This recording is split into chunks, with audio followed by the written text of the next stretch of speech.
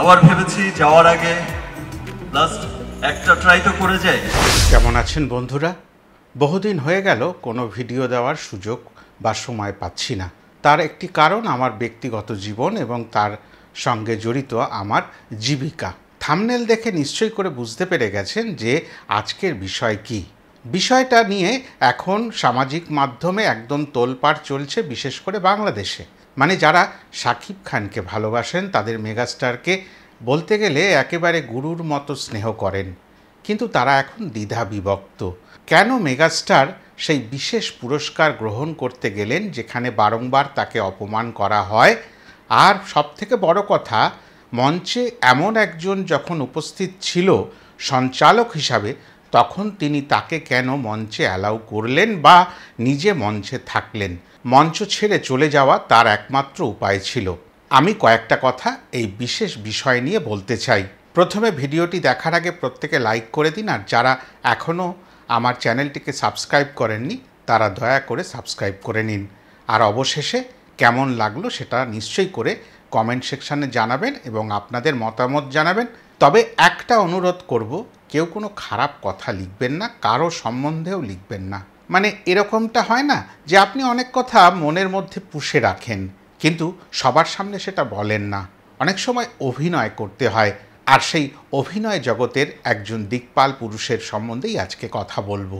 হয়ে গেছে 26টি বছর, কিন্তু যে পুরস্কারটি তিনি পেলেন সেটি যেহেতু 1 বছর আগেকার নিরিখে তৈরি, সেহেতু তার 25 বছর উদযাপন করার জন্য তাকে প্রধানত ডেকে আনা হয়েছিল সসম্মানে। তার জন্যে প্রায় 10.5 লক্ষ টাকা দিয়ে তিনি ডিজাইনার পোশাক তৈরি করেছিলেন, যেগুলো একেবারে উচ্চমানের অভিনেতারা করে থাকেন, নায়ক নায়িকারা করে থাকেন। সেটার থেকে তিনি ব্যতিক্রম কিছু করেননি বা নতুনত্বও কিছু করেননি, কেননা বাংলাদেশের সুপারস্টার সে হলেও এখন সে সারা পৃথিবীর মধ্যে একটা বড় নাম। এবার আসি, এই যে বিশেষ পুরস্কার, সেই পুরস্কারের নাম প্রথম আলো। দিনের বেলা যখন প্রথম আলোর দিকে তাকিয়ে আমরা দেখি, প্রতিদিন কি আমরা দেখতে পাই আলো ঝলমলে সকাল? সেরকম প্রথম আলো আমরা বছরের প্রতিটি দিন কিন্তু পাই না। যেমন এই মুহূর্তে প্রথম আলো মেঘে ঢাকা। আপনাদের ওপারেও বৃষ্টি হচ্ছে এপারেও। বাংলাময় এখন বৃষ্টির চোখ রাঙানি। তাহলে আমরা প্রথম আলো অনেক সময় মেঘে ঢাকা দেখি। আর এরকম মেঘে ঢাকা অবস্থায় অনেকগুলো অপমান পড়েছিল মেগাস্টারের জীবনে, যেটা ওই মঞ্চ কেন্দ্রিক। আজ থেকে বহু বছর আগে এই বিশেষ যে পুরস্কার বিতরণী সভার প্রচলন শুরু হয়, কিন্তু তাকে অনেক অপমান করা হয়েছে এই মঞ্চ থেকে। একজনই শুধু নয়, একাধিক মানুষ এই মঞ্চকে ব্যবহার করেছেন তাকে অপমান করার জন্য। আর সেই অপমানের দৃশ্যগুলি এখনও সামাজিক মাধ্যমে আনাচে কানাচে একটু একটু করে উকি মারে।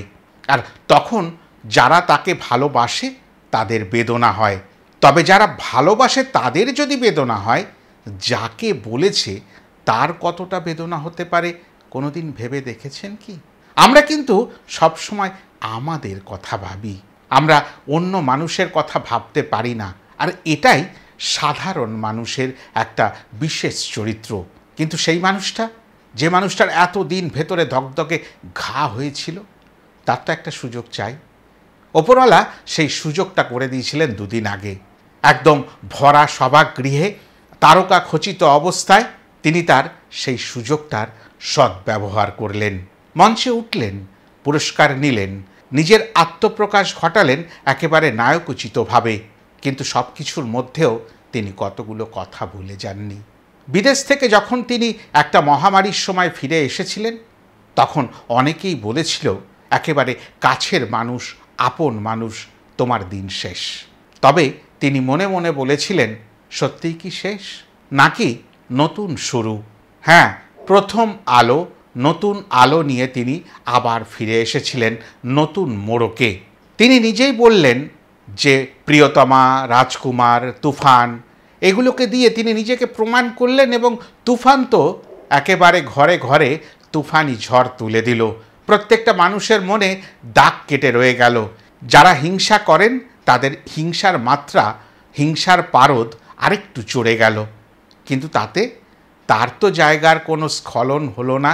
তিনি তো মেগাস্টারই থেকে গেলেন।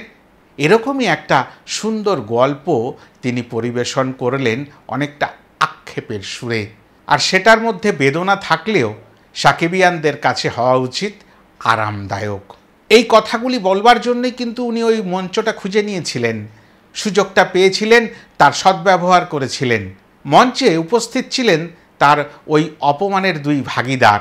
কাউকেই তিনি পাত্তা বা ইগনোর এই কথাগুলো বলবো না, তাদের কাউকে কোনোভাবেই তিনি মনেই করলেন না তারা মঞ্চে রয়েছেন। আর এটাই স্বাভাবিক, মেগাস্টার যখন মঞ্চে থাকবেন তখন অন্যরা নিষ্প্রভ হয়ে যাবে। আর সে ঘটনাটাই ঘটেছিল। অনেকভাবে ভেবে চিন্তে তারা নিজেদেরকে দর্শকদের সামনে তুলে ধরার চেষ্টা করেছিল। সেই চেষ্টাগুলো সবই দিনের শেষে বৃথা হয়ে গেল। তবে একটা কথা বলবো, বহুদিন আগে সোশ্যাল মিডিয়াতে একটা ভিডিও আমি দেখেছিলাম, বিশেষ করে তুফান সিনেমার পরে সম্ভবত। একটি বাচ্চা একটা গাড়ির পিছনে ছুটে যাচ্ছে, আর কখনো বলছে শাকিব খান, কখনো বলছে শাকিব ভাই, একবার দরজাটা খুলুন, কাঁচটা নামান, একটা ডায়লগ বলুন না, আমার একটু আপনাকে দেখতে ইচ্ছে করছে।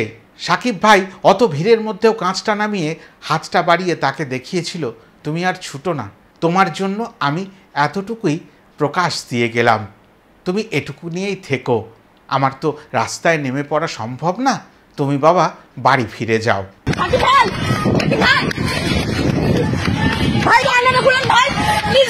তবে সেই বাচ্চাটার মনে কোনো কিন্তু গ্লানি ছিল না, তার মধ্যে এখনো পাপ জন্মায়নি। কে আপন কে পর, কে বেশি কে কম, সে জানে শুধু নিষ্পাপ ভালোবাসা। তার ভালোবাসার মধ্যে কোনো খাদ মেশানো নেই। সে বোঝে না কে কাকে অপমান করেছে, কে কাকে সম্মান দিয়েছে। সে একটাই বোঝে, আমি যে ভালোবাসি, আমি শাকিব ভাইকে ভালোবাসি। সে এতটুকুও বোঝে না বয়সের হিসাবে শাকিব খানকে কতটা সম্মান দেওয়া উচিত। এই কথাটা বলার কারণ, আমরা যদি নিজেদের মধ্যে কাদা ছোড়াছুড়ি করি তবে ওই বাচ্চাটার জীবনটা ভবিষ্যতের জন্য সুন্দর হবে না। যে মানুষটা অপমানিত, তার অপমানটাকে কি বারবার করে মনে করিয়ে দিচ্ছি না যে আপনি বারবার অপমানিত হয়েছেন, আপনার যাওয়া উচিত হয়নি, আপনি ওই রকম মানুষের পাশে দাঁড়ালেন কেন, কেন এইটা করলেন, কেন ওটা করলেন, কেন? ওনার তো ব্যক্তিগত জীবন রয়েছে, উনি তো সমস্ত বিক্রি করে দেননি। আর ওই মঞ্চে দাঁড়িয়ে উনি কিন্তু প্রত্যেকটা সাকিবিয়ানদের ধন্যবাদ জানিয়েছেন। আর ওই পৃথক পৃথক দুটি পুরস্কার পাওয়ার পরে সাকিবিয়ানদের উদ্দেশ্যে তিনি বার্তা দিয়েছেন। তিনি বলেছেন যে আমি যা কিছু করি ওই সাকিবিয়ানদের জন্য করি। এছাড়াও পুরো অনুষ্ঠানটায় যারা ছিলেন উপস্থিত বা যারা ভালো করে পরবর্তী সময় শুনেছেন, দেখেছেন, তারা জানবেন ওখানে দেশ বিদেশের প্রত্যেকটি কন্টেন্ট ক্রিয়েটারকেও উনি সাধুবাদ জানিয়েছেন। তাহলে এরকম একটা মানুষ যিনি প্রত্যেক সময় তার ভালোবাসার মানুষগুলোকে ধন্যবাদ জানায়, সাধুবাদ জানায়, তাকে নিয়ে মনে হয় আমাদের সমালোচনা করা বা সেই ধরনের মানুষকে সারা পৃথিবীতে সমালোচনার মুখে পড়া উচিত নয়। সম্মানিত মানুষকে কোনোদিন অপমান করা যায় না। যারা অপমান করেন তারা নিজেরাই অসম্মানিত হন। যে মানুষ সম্মানিত তাকে শুধু সম্মানটুকুই দেওয়া যায়, অপমান করতে গেলে নিজেদের ক্ষতি হয়। এতটাই বলার ছিল। সবাই ভালো থাকবেন নিজেদের মতো করে। আর মনের ভেতরের যত গ্লানি আছে, নেগেটিভিটি আছে, সেগুলোকে দূরে সরিয়ে রাখুন। ভিডিওটা ভালো লাগলে লাইক, কমেন্ট, শেয়ার করে দেবেন। যারা এখনও আমার চ্যানেলটিকে সাবস্ক্রাইব করেননি, দয়া করে সাবস্ক্রাইব করে নেবেন। টাটা।